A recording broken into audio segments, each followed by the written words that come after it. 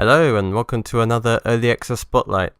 So before we get into this video, I think an explanation is in order because it's been 4 weeks since my last video, and I did say I was going to try and do one every 2 weeks, so where was the last 2 weeks one? Well, I did have a game that I wanted to do a video on called Space of Darkness.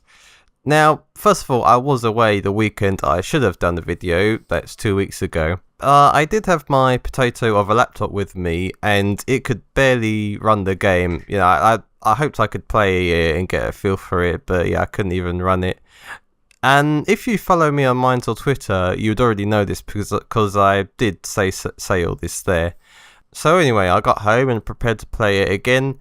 And well, first of all, the game had only been up for a day or two by this point and had already received 3 updates, which is great because it shows the developer has real commitment.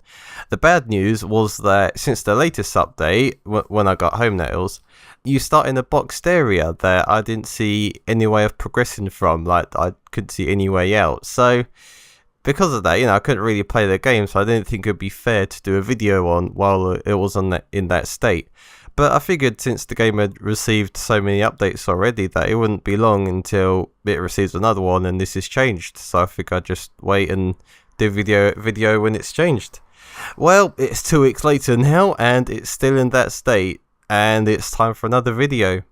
So here's what I'm going to do. I'm going to carry on as usual, doing Early Access Spotlight video every 2 weeks, and I'll do Space of Darkness video whenever it gets updated, regardless of whether that be in the week or the weekend. So yeah, I hope that's all cleared up, and anyway, on to the video. SURV is an early access game being developed by a one-man team called iStudio, and at time of recording this is version 0.96. Now, this has actually been up since the 25th of July, and it's already received 2 patches, which is a good sign. And yes, this is another survival game I'm doing a video on. Honestly, there were a few others I would have liked to do, but they're all being covered by bigger YouTubers already, and this is one of the very few that isn't. So yeah, let's get into it.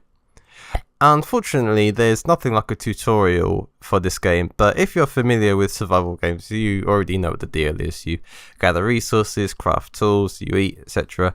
But you do it all from a top-down perspective, which, to be honest, can get frustrating because it's a fixed view from above that you can't zoom in or out, and this, along with the fact you don't get anything of a map, means that it's hard to navigate, and if you want to get back somewhere, it can be hard to remember where it is.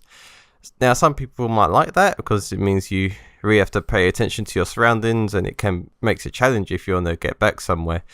But I found one way of marking your path is using the torch, which doesn't work how you might expect. Instead of carrying it around with you as a permanent light source, you drop it and it creates a small fire which seems to last forever, and then you pick it up again and do it again. Now, as of the moment, there are 4 meters that you need to worry about. Health, of course, temperature, hunger, and thirst. Health I shouldn't really need to explain. Temperature is pretty interesting. It only decreases when it rains, and it increases by staying near bonfires or chopping trees or mining. So I guess it increases when you're working. Personally, I think it would have been cool if it increased, or at least stopped decreasing whenever you go into a building, even if there isn't a bonfire. But sadly, it doesn't. Hunger you replenish by either finding crisps and other sorts of food lying about, or from eating rabbit meat. Now, rabbits, as of this version, seem to be the only animal in the game at the moment, but I'm sure more will be added later. Thirst is a lot harder to replenish. The only way, again as of this version, to replenish thirst is from bottled water you can find, and I only actually found them on my 3rd playthrough, and as of yet there doesn't seem to be a more permanent way of keeping your thirst up. Now on to crafting. A small problem with the crafting/item menu is before you craft items, it doesn't name what they are or have any sort of description. And at least to me, it can be hard to tell what some of them are just from the picture. So you really need to craft them to find out what they are and what they do.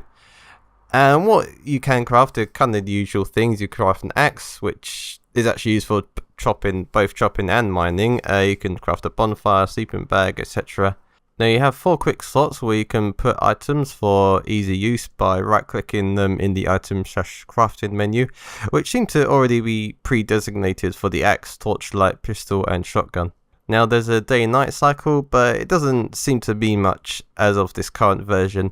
Nothing really changes at night apart from it getting a bit darker of course, but you can still see fine, so there isn't really any need for like the torchlight or the torch.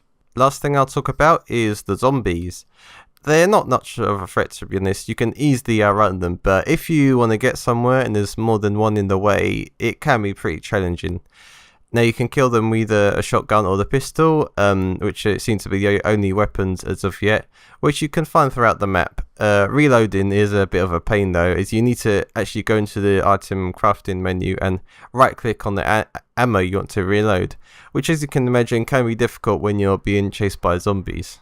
Now according to the Steam page, this game will be in early access for 6 to 8 months.